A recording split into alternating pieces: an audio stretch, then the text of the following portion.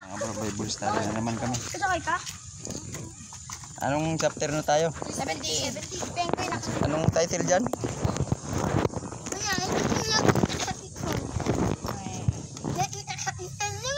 palalangin ng mataas na pari. Uy, panalangin pala. Ang palalangin ng mataas na pari. Yun, ng mataas na pari. Ang panalangin ng mataas na pari.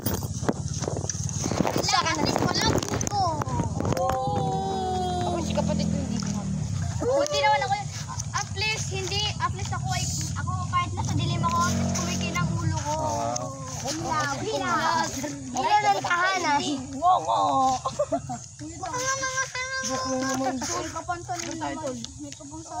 So yan, simulan na tayo.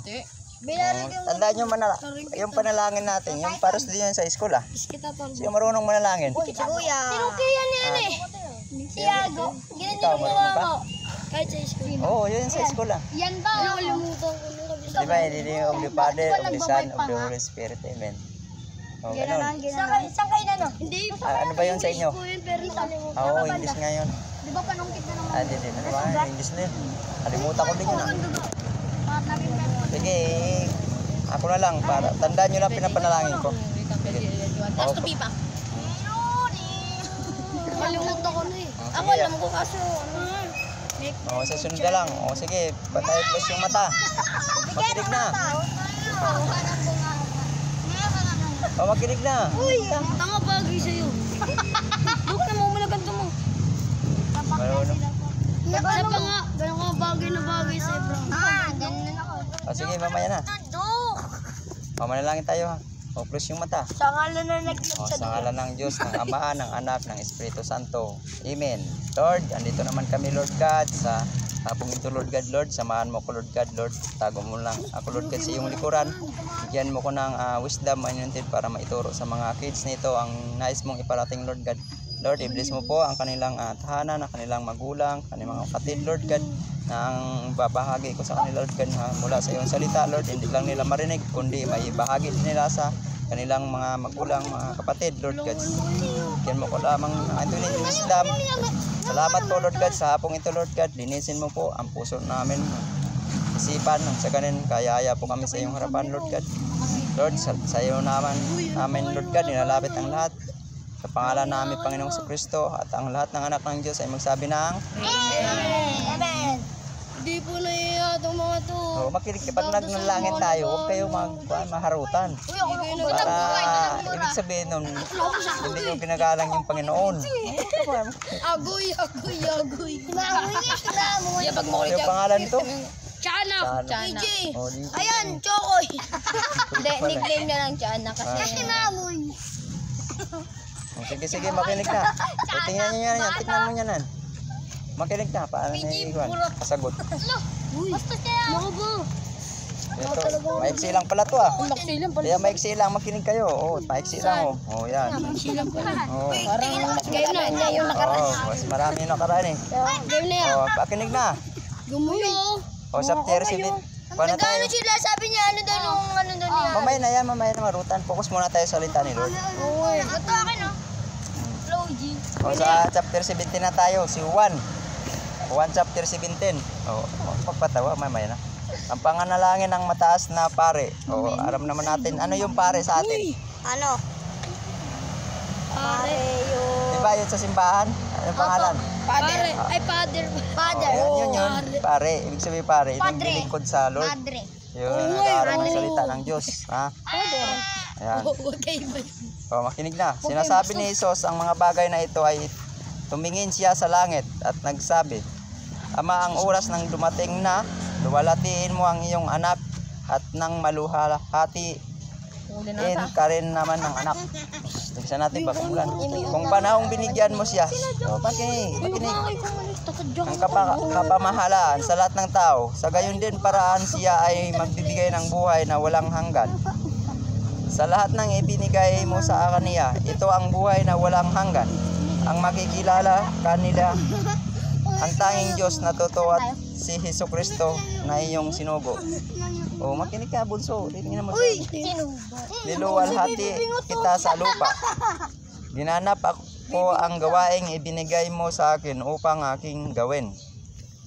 Ngayon, Ama, luwalhatiin mo ako sa inyong sarili ng kaluwalhatiang taglay ko nang kasama ka bago pa likain ang kasanlibutan. Ang liwanag wala. So, ayun. May question na. Ano pa? Ito puro question kayo na Mamaya. sa isip question mo. Pero Anong unang nilikha ng Diyos? kalbo. Mundo. Tao. Pinakuha ko. Hindi, bago yung tao, meron mo siyang unang nilikha. Siya ba dadaan? Akir ako, akir. Ako. Mundo?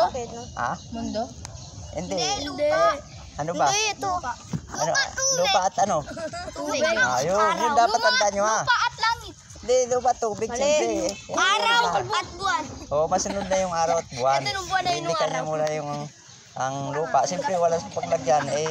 Malungkot si Lord. Kaya dahil malungkot si Lord dahil wala nga sing ilaw. O di naglikha ngayon sa ng araw at buwan. Paring langit. O, tandaan nyo ha. O, sunod na tayo. Maliligo. Ipinanalangin ni Jesus ang mga alagad. It's raining, Chuck. Ipinahayag ko ang inyong pangalan sa mga taong ibinigay mo sa akin mula sa sanlibutan. O, makinig. Tingnan mo yan ang binabasa ko. Sila ay iyo at binigyan mo sila sa akin. Tinupad nila ang iyong salita. Yan o. Diyan na kasi kayo magbasa. Ngayon ay alam nila na lahat ang mga bagay na ibinigay mo sa akin ay mula sa iyo. Ito ay sapagkat ibinigay ko sa kanila ang mga salitang ibinigay Nalubog, mo sa tinakapan akin. ko. Tinanggap nila ang mga ito. Totoong alam nila na ako ay nagmula sa iyo. Huwag ka magpanyan dalawa. Sila ay sumasampalataya na ikaw ang nagsugo sa akin. Pinapanalangin ko sila. Hindi ko ipinapanalangin ang sangkatauhan, kundi sila na ibinigay mo sa akin, sapagkat sila ay iyo. Diyan na ba? Ayan, dyan ako. Ang lahat ng sa akin ay iyo, at ang mga sa iyo ay akin. Ang tinutukoy lang yung Ama. Kasi sabi niya, si Kristo, yung galing sa Kanya, nasa iyo din. Sabi yung Ama. Ha? Hindi. Kinig kayo, tingnan mo yan. Yung isa naman. Ako ay luluwalhatiin sa kanila. Ngayon ay wala na ako sa sanlibutan. Ngunit sila ay nasa sanlibutan pa. Ako ay patungo sa iyo, banal na Ama. Ingatan mo sila sa inyong pangalan. Sila na ibinigay mo sa akin. Ingatan mo sila upang sila ay maging isa. O mamaya, kung paano tayo ay isa. Ako ay kasama. Ibigay mo sa kanya. Wala sa sanlibutan. Ayan mo na siya. Ang ganito lang yan. Bunso natin. Bunso natin yan eh. Iningatan ko sila sa inyong pangalan. Ang mga ibinigay mo sa akin ay iningatan ko. Walang sino man sa kanila ang napahamak maliban sa kaniya na anak ng kapahamakan upang ang kasulatan ay matupad. May tanong ako. Tulungan na yung matanda tumawid sa kalsada. May tanong ako. Ano bang bastos yun? Sino yung alagad ni Jesus na pagtilaok ng 3 manok? I-deny siya. Sino yung alagad ni Jesus nga di ba pagtilaok ng 3 manok hindi sa Ay, natungkod niya. kasi tinatanong siya ng mga tao ikaw kasama ka dito kay Kristo, sabi ng isang alagad. Pag sabi ni Kristo, wala yan dyan. Kinuhan ko lang. Alagad yung tinutukoy natin. Alagad ni Kristo. Oo, yung nagtilaok yung 3 manok na dininay siya nga hindi siya kasama ni Kristo. Pagpilian lang ninyo, ikaw ha, pagpilian mo. Si Juan o si Pedro? Uy! Si ano? Si Juan. Sigurado ka? Ay, This way. hindi, mali. Pedro yun. Ikaw, sino? Pedro. Okay. Pedro, dapat tandaan nyo ha. Yung nagtilaok yung 3 manok na ginaluto niya, si Pedro.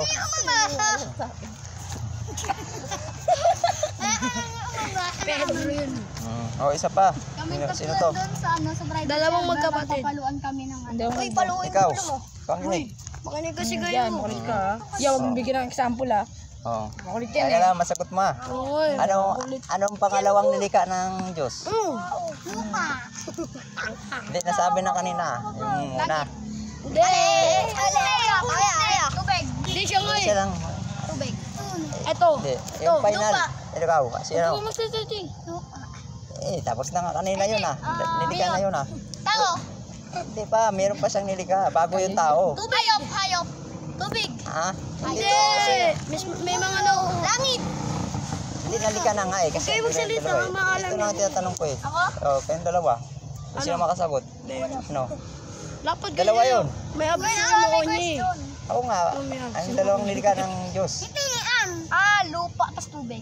Tapos na nga eh, kanina eh. Yun ang una-una. Titian. Titian. Yung pangalawa. Hindi, wala pa yun kasi wala pa nga sing kuwan eh. Bago yun, mayroon pang pang-apat na yun siya. Yung si Betadad. Yung pangalawa. Puno. Hindi. Uno. Uno ba? Hindi uno. Lahat ng memory sa isip ko, burahin. Ano, kuha na, quit na. Kasi parang tanong ko. Pilihan. Ulo. Paano ba pilihan? Wala yan dyan? Bunga. Bato. Ako na lang. Ito na lang. Oh, mamaya na kayo. Ito na lang. Buwan tsaka araw. Very good. Tingnan nyo. Bato Liwanag sa na daw. Kasi bago bilikhan niya, kailangan may liwanag muna. Tapos ng yung pangatlo naman mamaya. Nakasagot na yun niya. Oh. Oh, kinig. Ayan, nakasabot. Ikaw. Ayun, ito dalawa. Pupunta ako sa inyo ngayon at ang mga bagay na ito ay sinasabi ko sa sanlibutan upang ang aking kagalakan ay makalubos sa kanila. Ibinigay ko sa kanila ang iyong salita. Sila ay kinapuutan ng sanlibutan dahil sila ay hindi taga sanlibutan. Tulad ko rin na hindi taga sanlibutan, hindi ko idinadalangin na kunin mo sila sa sanlibutan, kundi ingatan mo sila upa mula sa kanila sa masama. Sila ay hindi taga sanlibutan. Tulad ko na hindi taga sanlibutan. Pakabanalin mo sila sa pamamagitan ng inyong katotohanan. Ang inyong salita ay katotohanan kung papaanong sinugo mo ako sa sanlibutan. Ngayon naman sinusugo ko sila sa sanlibutan. Oo, maingay. Para sa kanilang kapakanan. Pinabanal ko ang aking sarili upang sila ay maging banal din naman sa pamamagitan ng katotohanan. Ito na, panglas na tayo ha, makinig. Uy, makinig kasi kayong dalawang kalbo. Kaya mga hindi nakakasagot. Pinanalangin ni Isos ang lahat ng mananampalataya. Ayan. Sino yung, may tanong ako, pangatlo. Ikaw. Sino yung pinanalangin ni Isos na lahat ng mananampalataya? Wala akong pagpipilian ha. Maging mabait. Sino? Sino yung pinalangin niya? Juan. Hindi, yung pangkalahatan nga sagot. Sino ba? Yung sanlibutan o yung mga disipulos niya? Okay lang po na. Mga sanlibutan. Sigurado ka? Opo. Sibulo putos. Yung anong sino mo? Sanlibutan. Ikaw? Sibulo putos. Ayun sa? Nung isa, ano yun? Disipulos? Anong sagot mo? Pulis daw. Disipulos, yung kanya sanlibutan. Kanalo ka. Yan ang kasabi ko nga sa'yo eh. Tandaan nyo. Kaya mananampalataya yung kanya mga 17, 12 yung kanya alagad. Yun ang mananampalataya. Kaya pinalangin niya. Kasi makinig na para tatlo na ba yung nakasagot no? Hindi. Apat na. Apat na? Hindi, tatlo pa lang ba? Wala ka pa. Hindi lamang sila ang aking mga idinadalangin. Idinadalangin ko rin na man ang sampalataya sa akin sa pamamagitan ng salita nila. Itinalagin ko na sila sa pamamagitan ng isa, Ama, tulad mo na sumama sa akin at ako ay suma sa iyo. Dinadalangin ko na silang lahat na maging isa sa atin upang ang sangkatauhan ay sumasampalataya na ikaw ay nagsuko sa akin. Ang kaluwalhatian na ibinigay mo sa akin ay ibinigay ko sa kanila upang sila ay maging isa tulad natin na isa. Ako ay nasa kanila at ikaw ay nasa akin upang sila ay maging ganap na isa at upang malaman ang sangkatauhan na isinugo mo ako. At malaman din nila na iniibig mo sila tulad ng pag-ibig mo sa akin. May tanong ako. Ito binasa ko dito ha. Ikaw, nakikinig ka no? Ano dito ang ibig sabihin? Yung ako ay nasa kanila at ikaw ay nasa akin. Sino yung tinutukoy? Ako, Jesus. Ay, ako. Hindi, huwag ka mamaya. Ito yung tinatanong ko. dalawang tao yun. Sinong tinutukoy dito? Ama. Ako si Juan. Ah, Ama. sino pang isa? Si Juan. Si ano? Ang ama at ano? Ang ama at ang ano? Anak. Ano? Anak. Sigurado ka, ulitin mo. Ano nga? Ama at anak. Ah, yun. Ay! Nakikinig ka lang dito, magaling ka. Sinuruan mo siyang sagot ah. Okay, okay, makinig. Tulungan ko. Makinig, para makasagot. Si Kuan, hindi pa yung nakasagot ah. Sagitan niya. Ah, sagot na. Papuntayin sila dito. Mamaya na, Alex. Dito muna yan, nakikinig ko eh. Ah, makinig. Ama, nais ko na ang mga ibigay mo sa akin ay makasama ko sa kinaroroonan ko. Makasama ko sa kinaroroonan ko. Ito ay upang mamasdan nila ang aking kaluwalhatian na inyong ibinigay sa akin. Sapagkat ibinigay mo na sa ako bago pa itinatag ang sanlibutan. Jay. Ayan. Ikaw naman. Sino yung Kuan? Ito. Ako. Ikaw, ito muna. Ayun, sagutin mo. Madaling simple yan to. Sapagkat ibinigay mo na ako bago pa itinatag ang sanlibutan. Sino yon ibinigay niya? Ng ama? Sino? Juan. Hindi. Sino? Kawawa. Kawawa ka rin daw. Sinabi mo kanina. Ama ako anak. Hindi. Yung tinutukoy na anak, sino yon? Ako yan. Hindi, ito lang.